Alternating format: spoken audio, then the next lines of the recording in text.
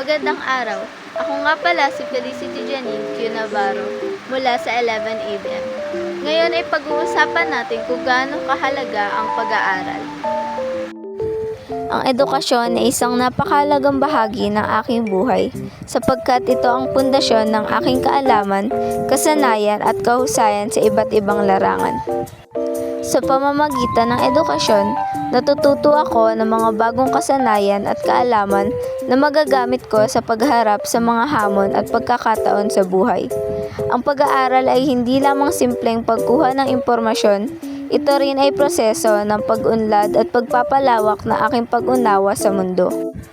Sa bawat araw ng pag-aaral, ako ay nabibigyan ng pagkakataon na maipakita ang aking kakayahan at potensyal.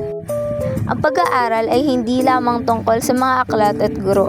Ito ay tungkol sa pagsasama-sama sa isang komunidad ng mga mag-aaral upang matuto mula sa bawat isa at magkaroon ng mga karanasan na magbibigay sa akin ng mga kasanayang pang-personal at pang-professional.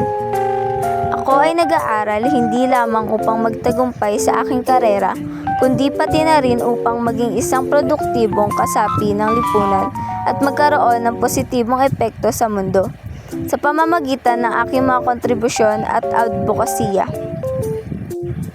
Ang edukasyon ay nagbibigay sa akin ng kakayahan na magpakita ng liderato, makisalamuha sa iba at magbigay ng solusyon sa mga suliranin ng lipunan. Sa pag-aaral, ako ay hindi nakakatanggap ng hindi lamang mga kaalaman at kasanayan, kundi pati na rin mga halaga at prinsipyong magiging gabay sa akin sa aking mga desisyon at pagkilos sa hinaharap. Ito ay nagbibigay sa akin ng kakayahan na magpasya na maayos at makabuluhan sa mga hamon at pagsubok na darating sa aking buhay. Ang aking mga magulang ay pinapaaral ako dahil naniniwala sila sa halaga ng edukasyon sa pag-unlad ng isang tao. Alam nilang ang edukasyon ay susi sa magandang kinabukasan at magbubukas ng maraming oportunidad sa akin. Kaya't sa bawat araw ng pag-aaral, binibigyan ko ng halaga at pagpapahalaga ang oportunidad na ito na ibinibigay sa akin ng aking mga magulang at ng lipunan bilang kabahagi ng aking paglaki at pag-unlad. Ang pag-aaral ay napakahalaga dahil ito ang susi ng kaalaman at kasanayan.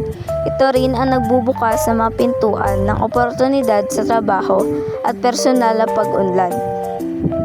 Ngayong alam na natin kung gaano kahalaga ang pag-aaral, ipagpatuloy lang natin at huwag tayong susuko. Maraming salamat.